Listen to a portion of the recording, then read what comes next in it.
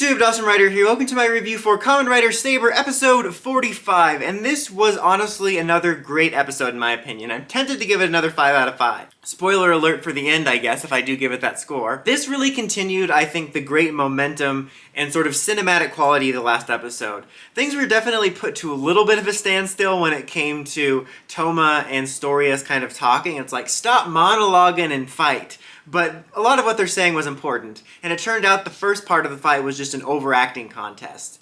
But basically, we continue from where we were last week, and we have Slash and Buster sort of making their final stand against one of the enemies. You know, it looked like Slash was done for next week, but he wasn't quite yet. He comes in to help Buster fight. It was a nice moment between the two, because if I could tell you like 3 character traits about these two, one of them is that they're good friends, and they've had a friendship throughout the show, because they've unfortunately fallen by the wayside a bit, but I do feel their connection a little bit, and I thought it was a nice moment for those two taking the monster out.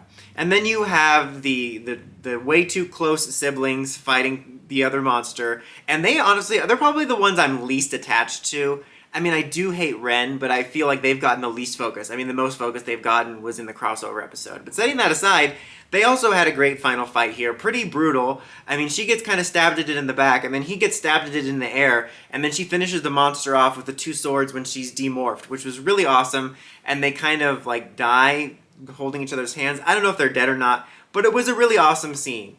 And then there was a funny moment, too, when Blade showed up. He's like, do you guys need help? And they're like, get out of here. And I'm like, oh, great. They're going to have a whole conversation about honor and fighting by yourself. And then Blades is like, okay. And then he just leaves, which I thought was funny. And Kenzan and Kengo are also continuing their fight. And Psycho shows up. I almost forgot about him for a second. He showed up later at the end, too. And then Mei is finding Luna and inspires her to get up because she wants to go see Toma. But the meat of the episode is the confrontation between Toma and Storius. And it's funny because last week I said, you know, one thing is I still don't quite understand Storius' motivations. I feel like he's just talking nonsense like a lot of Toku villains do. But here we actually get to learn his motivations because he talks about how, Toma, you know, you like to create stories. That was once me too. I used to love to create stories and to see the joy it brought me and others. But then I realized every story I created was in the tome. And that means I never created anything. Basically, everything's predestined. You know, I'm a robot. This is the Matrix. Whatever you want to choose to say for that. That's why he basically wants everything destroyed because he believes we have no free will, more or less. A story that's been done. But I thought it was a good story for this villain and for this general theme of the show.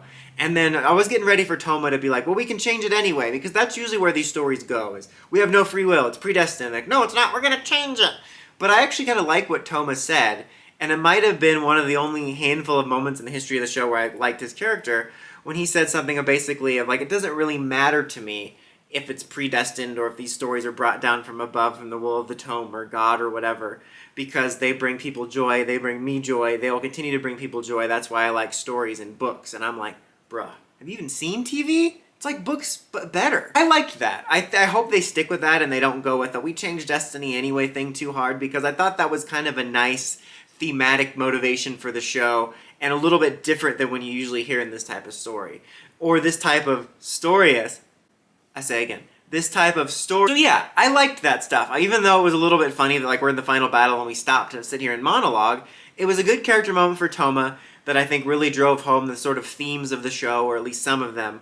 And I like that we're finally fleshing out Storius a little bit. Again, that's a main problem with the show, or one of them, is that unfortunately the villains become interesting right before they're killed off or after they're killed off.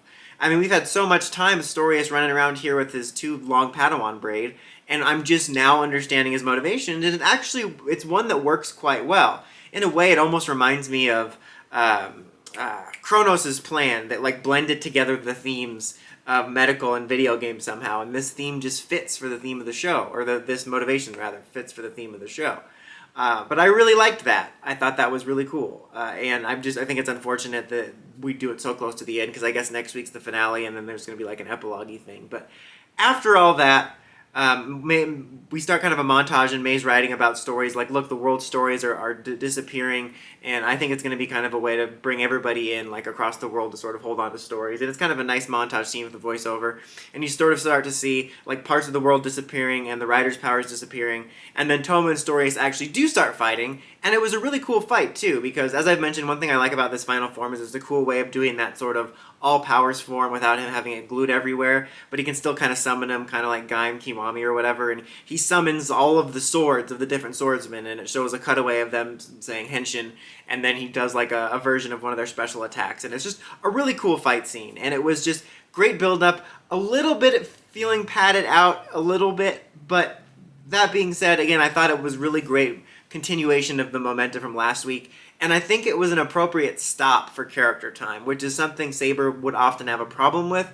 So I appreciate that this episode gave us, honestly, some nice character moments for like Slash and Buster and the siblings, even if they're not the most fleshed out characters. They felt like good moments that were sort of rooted in their character, but more so for Toma and Storius. And given how fast Saber can rush, I like that we paused here to at least attempt to give stuff some meaning. Whether or not it works for you is kind of your own personal thing, but I thought it was well done. So I'm going to give this other one a 5. I'm going to be generous. Maybe it deserves a 4, but I've really enjoyed these last 2 episodes. They're really high caliber, pun intended, I guess, finale arc episodes, and I'm looking forward to seeing if the last 2 episodes can keep it up. But what did you guys think of this finale arc episode? Let me know in the comments as always. Until next time, don't forget to like, comment, subscribe, and climb the steps and ring that bell so you get notifications from my videos. Dawson Rider, signing out.